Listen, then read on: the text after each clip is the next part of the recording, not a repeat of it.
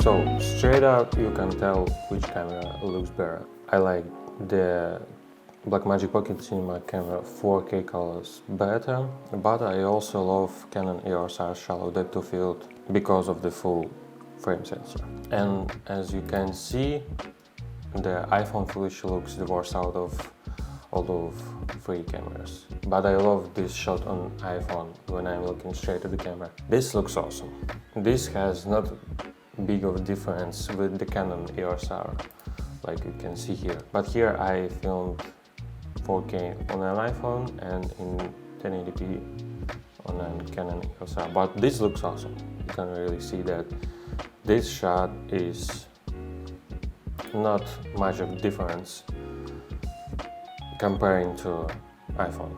You can really make these talking head videos with a simple DJI mic and looking straight to the camera, and the quality of the cameras on the back look very interesting here. This is Apple ProRes lock, as you can see here. This is Dehancer.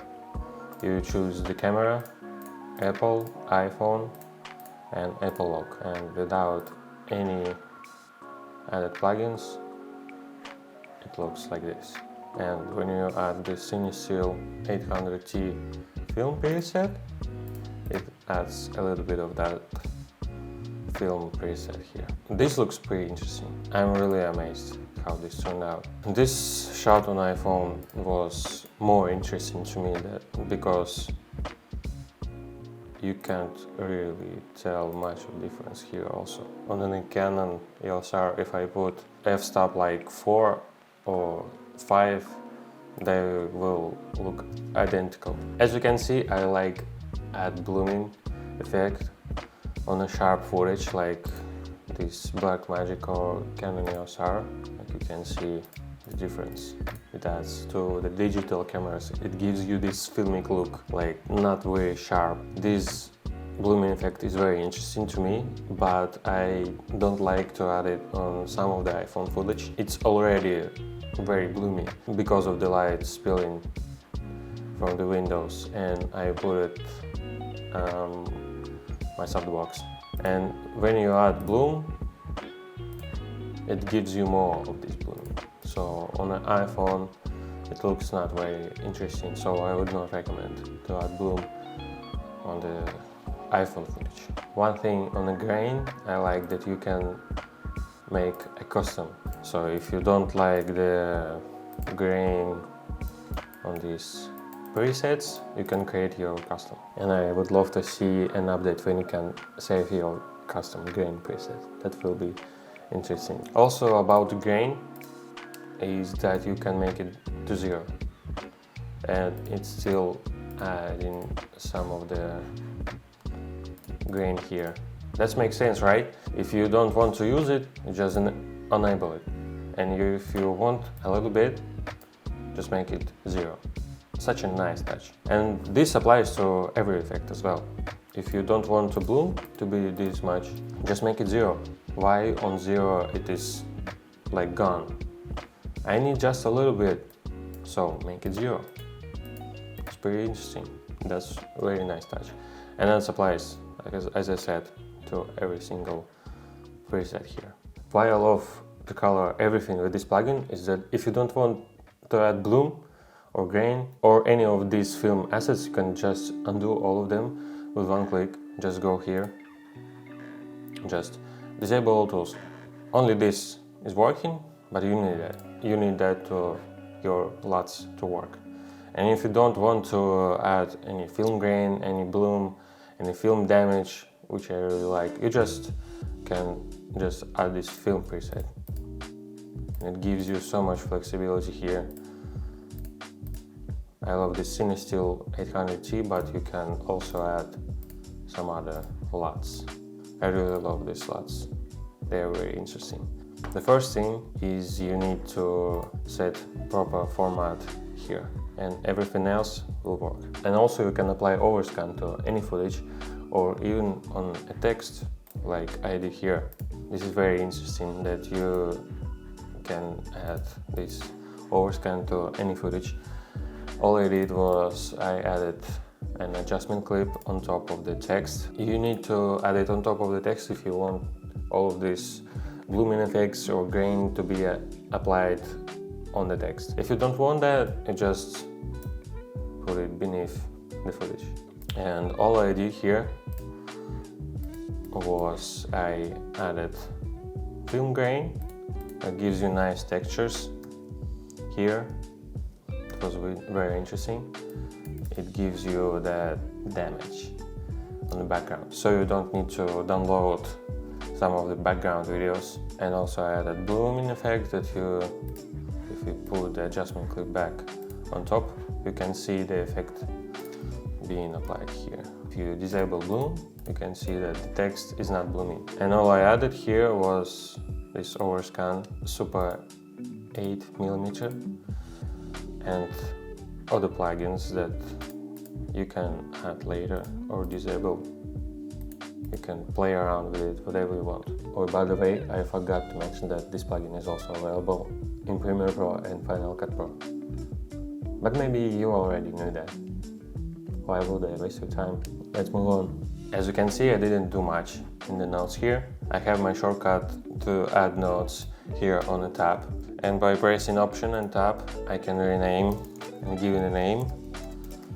If you want my DaVinci Resolve shortcuts, you can download them for free in the link in the description. I copied them from Sam Calder. As you may saw that he switched to DaVinci Resolve and created his own DaVinci Resolve shortcuts.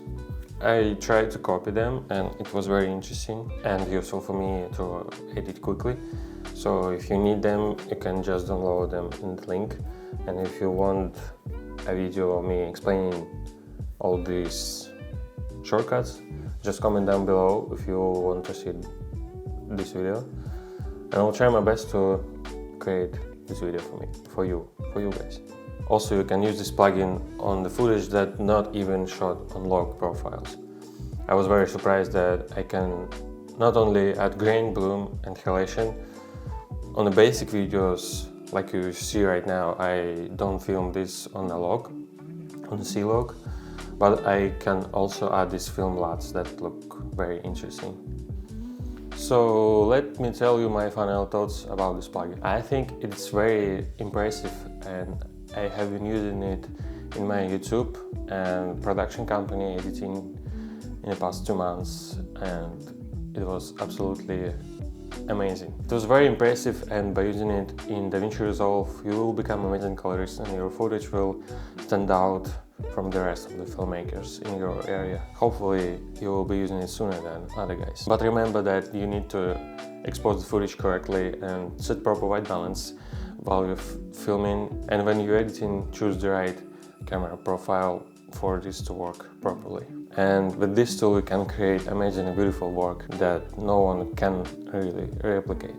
I really think this is meant for professional and cinematic work, and when you're coloring you need that old film style of color grading that will be very useful for you. They also have a mobile app that allows you to quickly starting coloring any footage that you shot on your iPhone. That was pretty interesting to discover also.